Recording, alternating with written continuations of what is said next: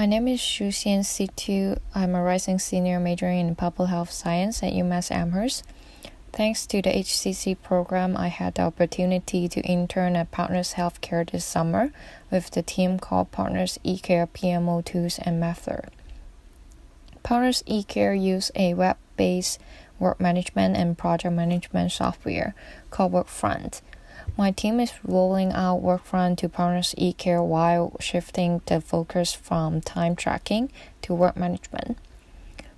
Over the course of the 10 weeks internship, I had 3 major projects besides of the day-to-day operation.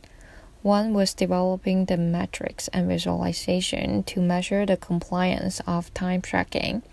I created reports from a software called Power BI so we could answer questions such as how many open timesheets does each team has, how many % of the team members is reporting more than 50 hours a week on their timesheets, what's the compliance rate in terms of time tracking, and etc. Another report I was involved in was improving work management by creating layout templates to different levels of management workers, such as layout templates for executive directors, program directors, and project managers. By creating layout templates with specific dashboard attached, people will be able to have access to information with fewer clicks, which make their work more efficiently. Alongside with creating the layout templates, I also learned data manipulation and analytics skills while creating reports and dashboards from manipulating data from the system. The last project I had was managing the help queue in the system. People would post their questions and problems on Workfront as issues. I created a dashboard called Help Queue Management, where I could pay attention to the overdue issues and prioritize the urgent issues. If there were issues that I could not resolve, I would pass it along to my colleagues and people who may help with the issues. My name is Sharon Chao, and I am an HCC intern for Partners HealthCare. I spent the past summer working with the reporting team on a project to answer the question, where is our data going?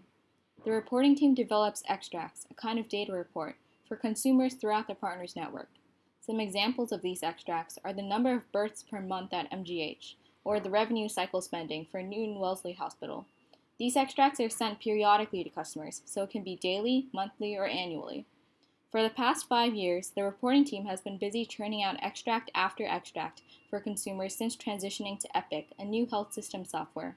They haven't kept track of which extracts are still being used, and they've been sending a lot of repetitive data to customers. Now that Epic has recently been finished rolling out, and there is a Partners 2.0 initiative that focuses on taking a step back from the implementation process to analyze what partners can do more efficiently. My project is a part of that broader mission.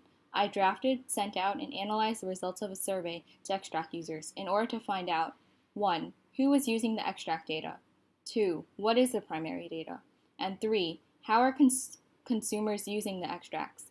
For example, are they loading it into a local database or are they sending it to a vendor? The process in theory is simple. I had to draft the survey, send it out, and then analyze the results. However, real life never goes exactly according to theory, and this project taught me to better plan the details of each step. I overlooked some pretty crucial parts, such as finding a suitable survey format that would both be user-friendly and allow the user responses to be linked to a back-end database for analysis, or incorporating feedback from various people who each only knew a piece of the larger picture. I expected to have the survey ready to send out by the 4th week, but in actuality, the final version was completed in the 7th week. However, I think that having a more understandable, useful, and user-friendly survey was worth the extra time spent. I learned a fair share of technical skills in Microsoft Access, which is the file format of the survey, and Microsoft Excel, which I use to create data visualizations of the survey responses. But aside from the technical skills, I developed my communication abilities and am now much more comfortable speaking to people, whether they be my coworkers or superiors, in a workplace setting. My proudest moment was when I finally emailed the survey out and received the first response. There's a certain thrill in seeing your work finally being put to use and recognizing the importance of it for the future decisions of the reporting team.